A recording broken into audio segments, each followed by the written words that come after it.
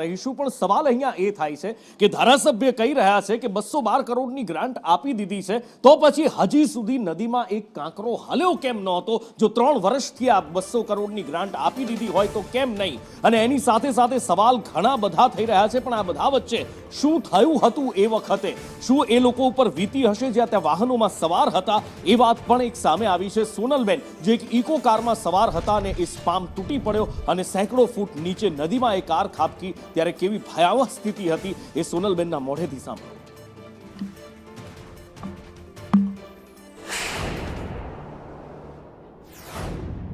મુસ્કુતી અમે બગદાણા માટે નીકળ્યા હતા.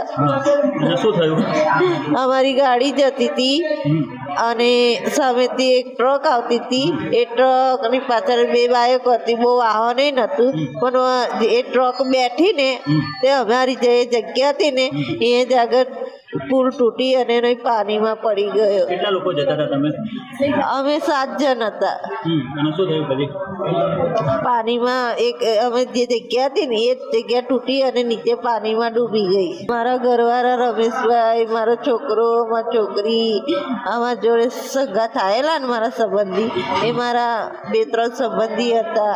સરકાર મને પપ્પા લાવી છે, હું કોને સહારે જઈશ? મારો છોકરો, મારી છોકરી, પપ્પા, હું એકલી, મારા હારા ગયડા છે, મારા જો 3 છોકરીઓ ઘેર છે, 5 છોકરો છે મારા, તે 3 મોટા ઘેર છે સાહેબ, સાસુ સસરા બુઢા છે, અહીં પપ્પા હતા.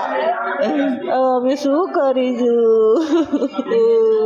એક સામે ટ્રક આવી, બહુ ગીતી નથી, અને જે અમારી જગ્યા આવી ને એ જગ્યાએ જે પુલ તૂટી પડ્યો. તો અમે બધા પાણી એટલું, આજે મહીસાગરમાં જાર એટલે પાણી બી ફૂલ. હા, અમારી ગાડી પડી અને ટ્રક પેલા પડી ને એમની જોડે જોડે અમારી ગાડી બી એમની જોડે જોડે ઘીસાઈ જઈ. ના, અમારે બાજુમાં ટ્રક ને આમ જવાનું આમ અને અમારો આમ જવાનું. તે ટ્રક આમ બેઠી ને અમારી જોડે જોડે આમ બેસી જાય જોડે જોડે.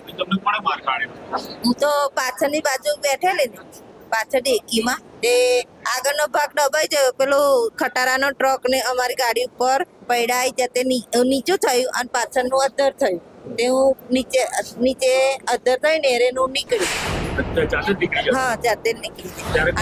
ત્યારે કોઈ નતું. પછી 5 મિનિટ થઈને બધા કિનારે જોતા હતા. તે મેં અવાજ કરવા લાગી કે કોઈ બચાવો બચાવો, મારા છોકરાને પાણીમાંથી કાઢો, કોઈ મદદ કરો. તો કોઈ આવ્યું નહીં.